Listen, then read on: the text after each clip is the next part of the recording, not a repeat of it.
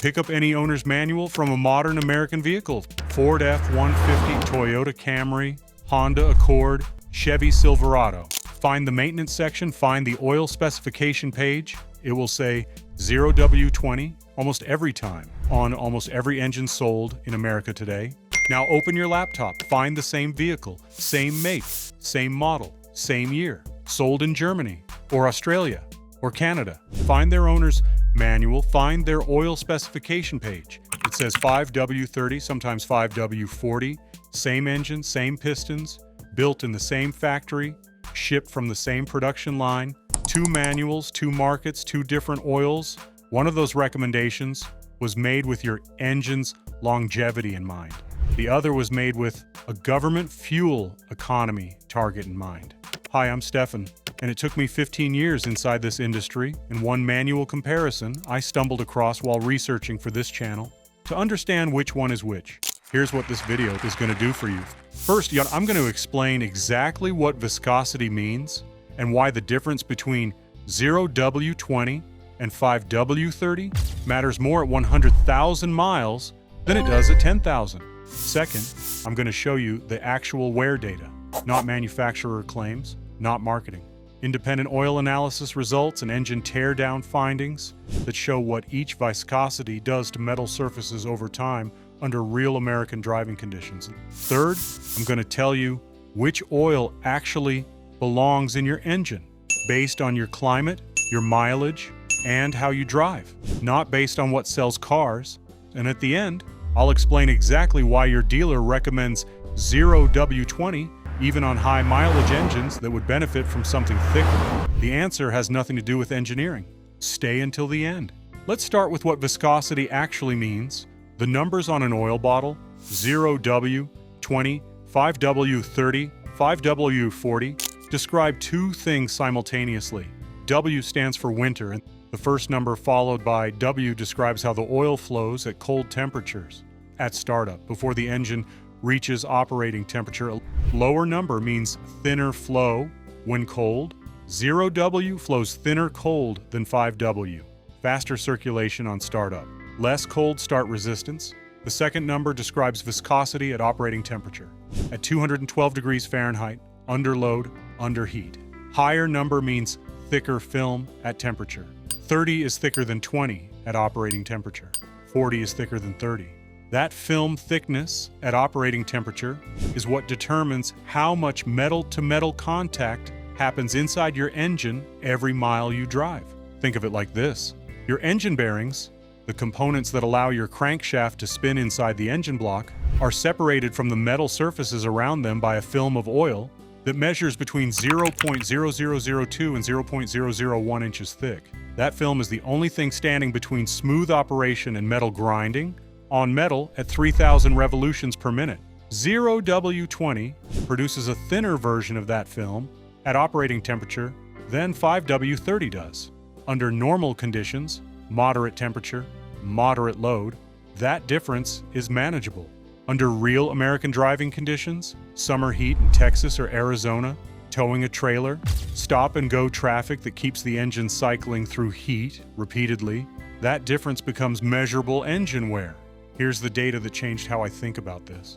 Blackstone Laboratories, and one of the most respected independent oil analysis companies in America, has published aggregate wear metal data across hundreds of thousands of oil samples submitted by real vehicle owners over decades. Their findings on viscosity and wear metals are consistent.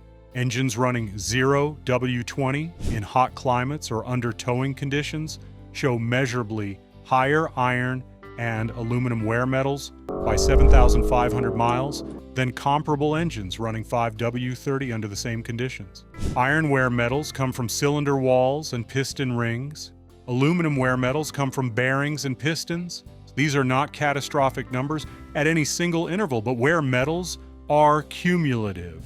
What happens at 7,500 miles happens again at 15,000, at 50,000, at 100,000. By 150,000 miles, the engine running 0W20 in conditions it wasn't optimized for has accumulated measurably more internal wear than the engine running 5W30 under the same conditions. Not enough to feel on any given day, enough to matter at 200,000 miles, enough to determine whether your engine needs a rebuild at 180,000 or keeps running cleanly past 250,000.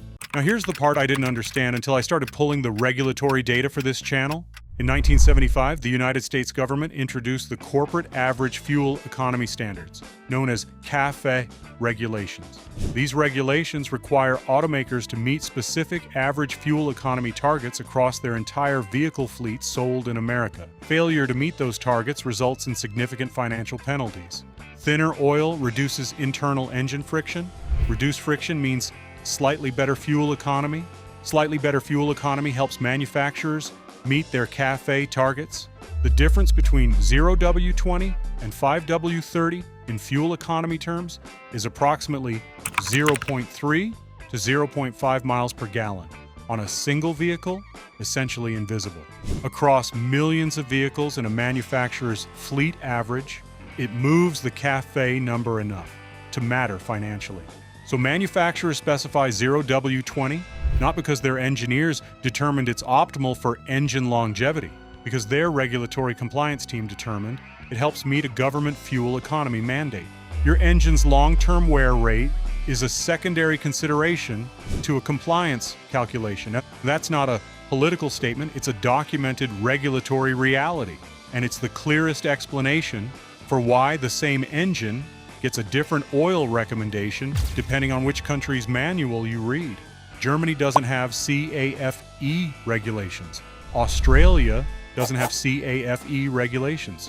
Their manuals recommend what the engineers actually specified during the engine's development. America's manual recommends what the compliance team approved. I found this in the same research session where I found that manual comparison. Sitting at my desk at midnight, going through SAE technical papers, trying to understand why two manuals could disagree so completely on the same engine.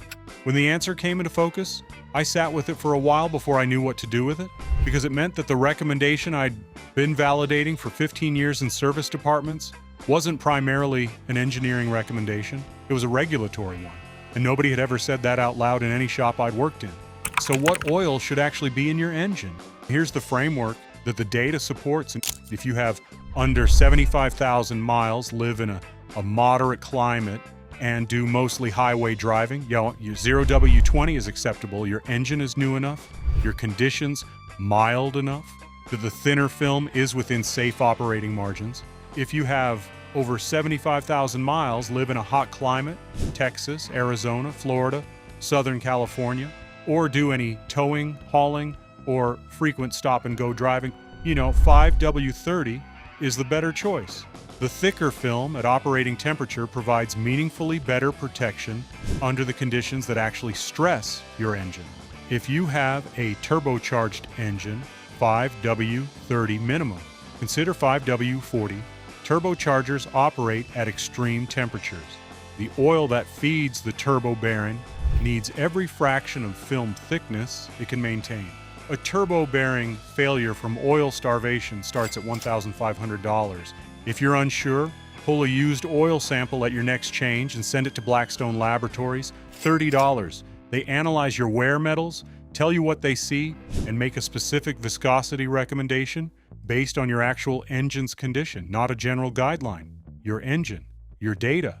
The right answer isn't the same for every driver, but it starts with understanding that the answer in your owner's manual was written for a regulatory target, not necessarily for your engine. That's what this channel is, not only tips nor tricks, but also for the information the industry assumes you'll never look for. Every week, new information, same standard, same commitment. And if this video gave you something the industry didn't want you to have, hit that like button. Share it with someone who's about to walk into a dealership without knowing what we know, and also subscribe and turn on notifications, because what's coming next is everything they hope you never find. I'll see you in the next one.